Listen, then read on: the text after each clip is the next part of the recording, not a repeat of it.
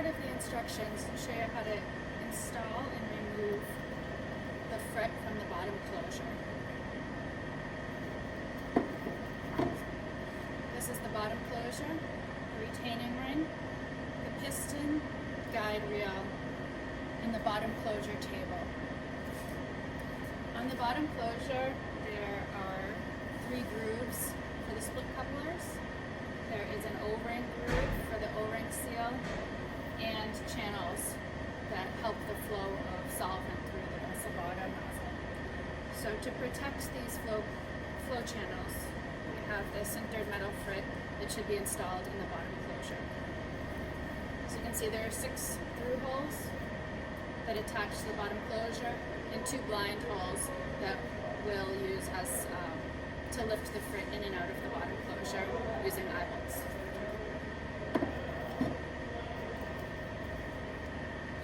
To remove the O-ring, you can use a razor blade or a razor. Just kind of pop it out of the seal.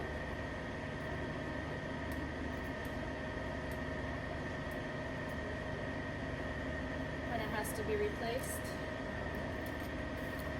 clean the O-ring groove with a soft cloth or clean paper towel.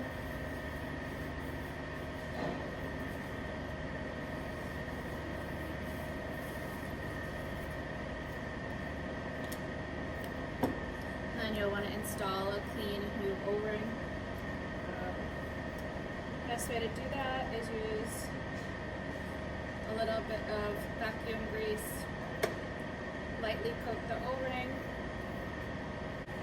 So coat the entire O-ring, and then you'll place it over the closure groove, and we're going to install it in a star-like pattern. So that just means kind of 180 degrees from each other, kind of 12 o'clock, 6 o'clock, 3 o'clock, 9 o'clock, and then fill in the remainder. See, that's a nice fit there. Make sure it's fully in the groove, that looks good. In between uses, you're going to want to clean off any powder or residue on the closure bottom and on the inside and outside of the frit ring. So you'll want to line up the 6 threaded holes with the through holes. You can kind of swivel this around a little bit so you find them. And we have that lined up. We'll then use 6 of the tamper-resistant screws. You can see they have 2 little holes and require a special screwdriver. We're going to use a little bit of anti-seize on each of these screws before we put them in there. This is a food grade anti-seize, just kind of a little spot on each one, and then we'll rub that in around the threads.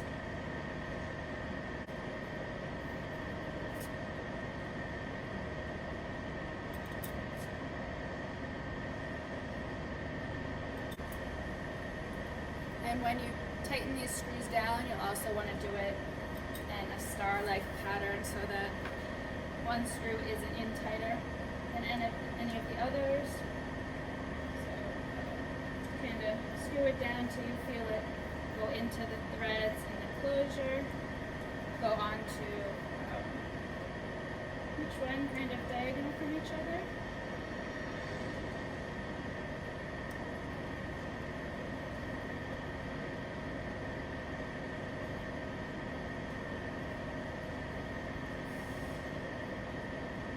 And you can go around and tighten each one.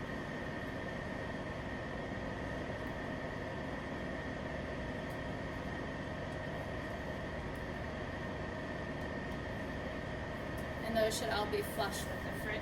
And if you try to wiggle the eye bolts, they're now very secure in there. Then you'll remove the eye bolts.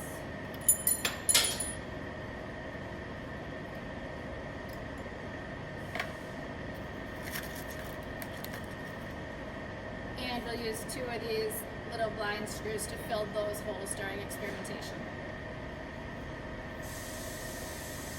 Again, using a little bit of anti-seize on those.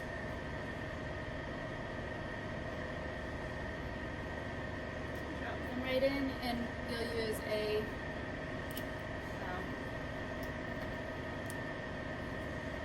hex drive to tighten those down.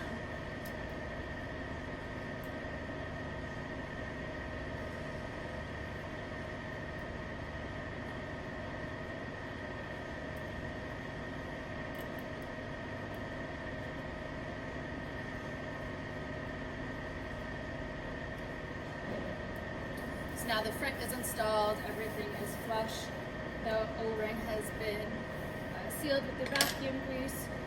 Begin the assembly of the DurOLok bottom closure, the bottom closure and retaining ring, and then up on the top frame are the split couplers and safety screw in the body ready to be attached. Assembly of the DurOLok closure will require the bottom closure, retaining ring, split couplers, and vessel body, which are up on the top frame. What we'll start with is we'll do a very light coating of a light machine oil. We use spindle oil on the closure grooves, the inside of the retaining ring, and the body grooves up on the top frame. So it's just a very light coating. This will help with the life of the vessel, as well as ease of assembly and disassembly.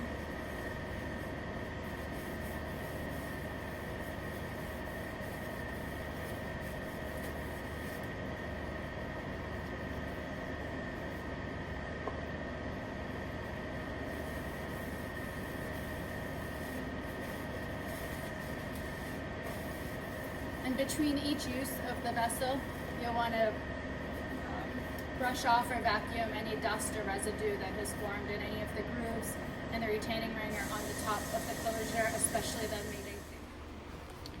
We will now video the assembly procedure. So as seen in the Frit video, you're going to use a light spindle oil and coat these body grooves, the lower grooves, and lightly on the inside of the retaining ring.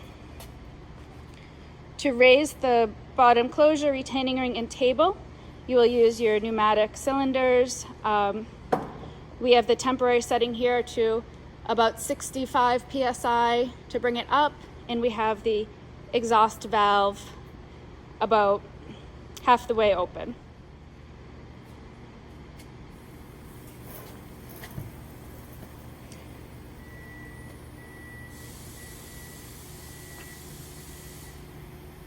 As you can see, the whole table lifts fairly slowly up into the mating face of the body. And once it is metal touching metal, you can put that back into neutral, and we'll start the assembly. To assemble the DurOLok, we're going to put the front facing split coupler. I'm going to line up the groove so that the thick end is up. You can kind of see that edging on the top, so that should be facing up. You'll hammer that split coupler on until it's hugging the body enclosure. You can again use a rubber mallet or a rubber mallet and a hammer for this. You can see here that that's tight up against the vessel at this point. When you put the front on, you're going to want to leave a slight gap between each side of the split couplers, and you'll do the same thing. You'll hammer that with a mallet or a rubber hammer. Ooh, much more even this time. Again, you're going to want to have two operators for this. So we have a nice even gap on both sides. That's the split coupler. And got that all tight. The edge lines up, so it looks good. And the next step will be the retaining ring. Okay, we're now ready to install the retaining ring. You're going to want to make sure that thumb screw is out, not protruding through the retaining ring towards the vessel.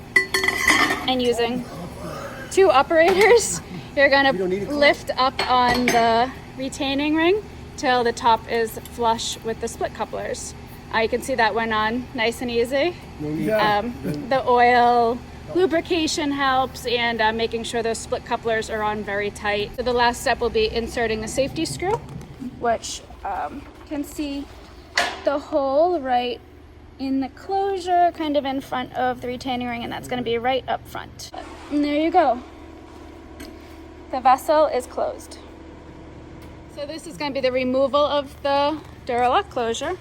We'll start with removing the safety screw, which is just hand tight. So that goes out of the hole in the bottom closure, which holds the retaining ring up and for safety purposes. So that'll be the first step. And then second step is removal of the retaining ring thumb screw. And that just has to be loosened 3 or 4 turns so it's not hitting the split couplers. And the next step is the removal of the retaining ring. So you will use a rubber mallet and just tap on the top and it will fall down. Recommend having 2 to 3 operators. You can carefully lower the retaining ring onto the rubber blocks. This exposes the 2 split couplers. You'll see on each side there's a small gap between the split couplers, and you're gonna use the rubber mallet and you're gonna want to tap the front off first while someone is holding it.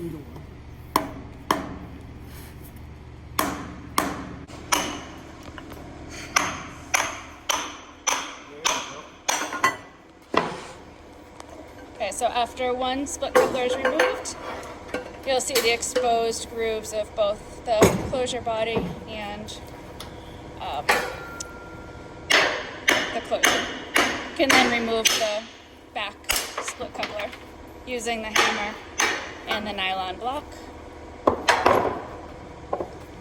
So at this point, the DurOLok assembly is fully disassembled, and the next step will be lowering the bottom closure and its table and retaining ring using the pneumatics.